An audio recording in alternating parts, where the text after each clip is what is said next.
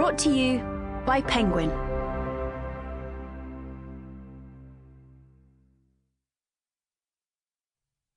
Elizabeth I, The Forgotten Years, by John Guy. Read by Alex Jennings. Preface. Elizabeth was born at Greenwich Palace shortly after 3 o'clock on the afternoon of Sunday, the 7th of September, 1533.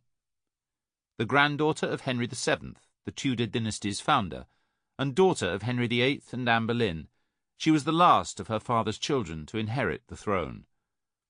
After a run of chastening, sometimes terrifying experiences during her Catholic half-sister Mary Tudor's reign, she was proclaimed Queen by the heralds on the early morning of Thursday the 17th of November, 1558.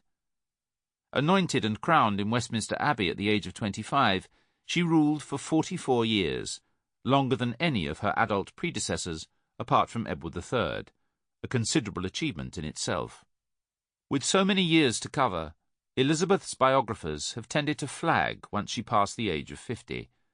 Having established a pattern for the years of peace before the arrival of the Spanish Armada of 1588, they either skate over the years dominated by war or fall back on the convenient shortcut of William Camden's monumental Annales, he wrote in Latin, completed in 1617 and published in 2 unequal instalments between 1615 and 1627.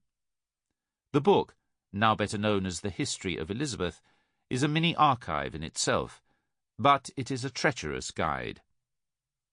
Despite Camden's claim to have written an unbiased history firmly rooted in the archives, a forensic comparison of his quotations with the original documents shows that he regularly doctored his sources to fit his theories.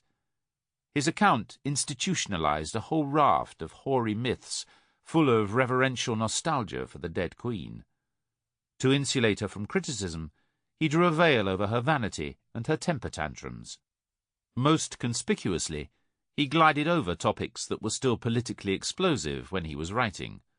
Usually this meant anything connected to the question of the succession, and particularly to Mary Stuart, Queen of Scots, whom, sensationally, Elizabeth had executed.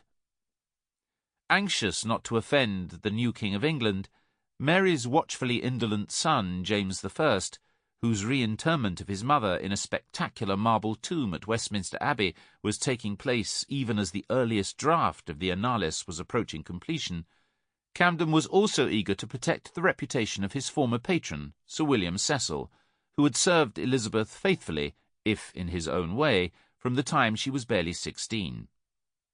Since Cecil, promoted in 1571 to be Baron of Burghley and the next year to Lord Treasurer, had been Mary's nemesis, Camden declined to pry into what, like the Roman historian Cornelius Tacitus before him, he called the Arcana Imperii, or Mysteries of State.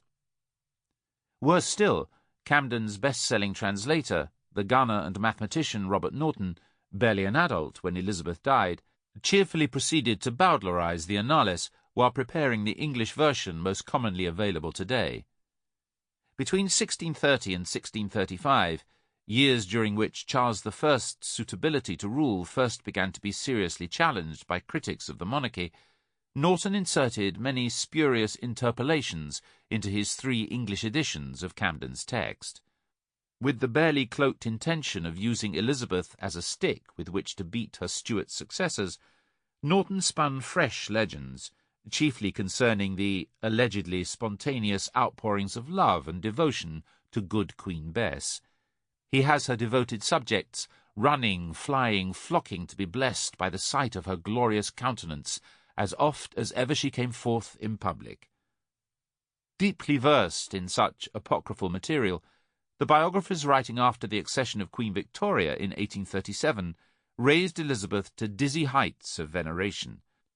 After personally nursing her divided people through a Protestant religious settlement in 1559 that commanded wide assent, or so these authors believed, the fiery red-haired heroine who shaped England's destiny went on to stride boldly where her advisers feared to tread.